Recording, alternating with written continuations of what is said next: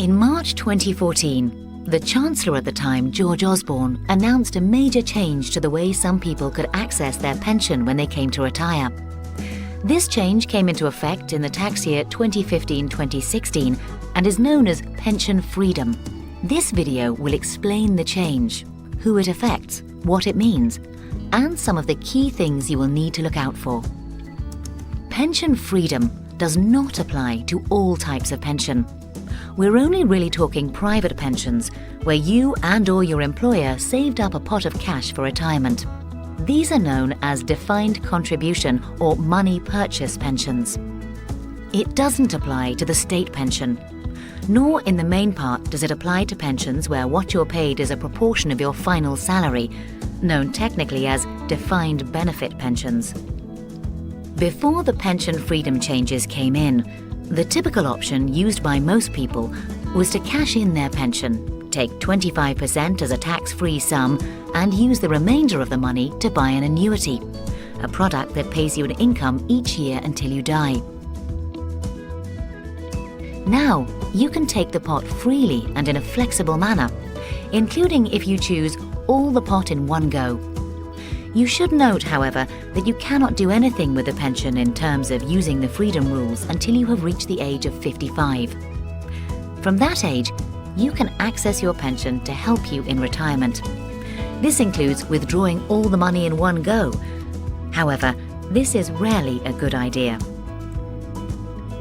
First off, the new rules still only allow 25% of the pot to be taken as a tax-free sum. That means, should you take all the pot in one go, 75% will be taxed. Secondly, most people's pensions are to support their income needs in retirement, which could stretch over decades. So stripping all the money out early or in one go could mean not enough money in later retirement.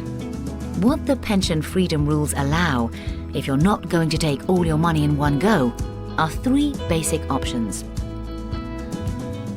Option 1 is to leave it invested in your pension for when you need it. It's important to understand in this case, whenever you withdraw sums, you get 25% of each lump sum you withdraw tax-free. For example, if you had £100,000 in your pension and took £10,000 out, you'd get £2,500 of it tax-free. The rest would be taxed at your income tax rate in the year you make the withdrawal.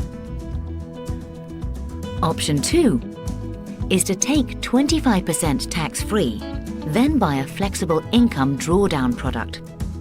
This is a product you buy that keeps the rest invested so it can still hopefully grow, but you can also use it to take income when needed. The tax here is different. You get the first 25% you withdraw tax-free, and then the rest is taxed when you take it, which could be useful if you're likely to be in a lower tax bracket once you're older. Option 3, which is the same as the main option before pension freedom rules were introduced, is to take 25% tax-free, then buy an annuity. This gives you a guaranteed income each year for the rest of your life. It is worth pointing out that you're not forced to do one thing. You can combine any of these options, and this may be a sensible way to proceed in many cases. These are the basics. If you are in a position either now or in the future where the pension freedom rules affect you, what do you need to be thinking about? The first thing to consider is that if you do not cash all your pension chips and you're not buying an annuity, then your pension, either fully or in part, is going to remain invested.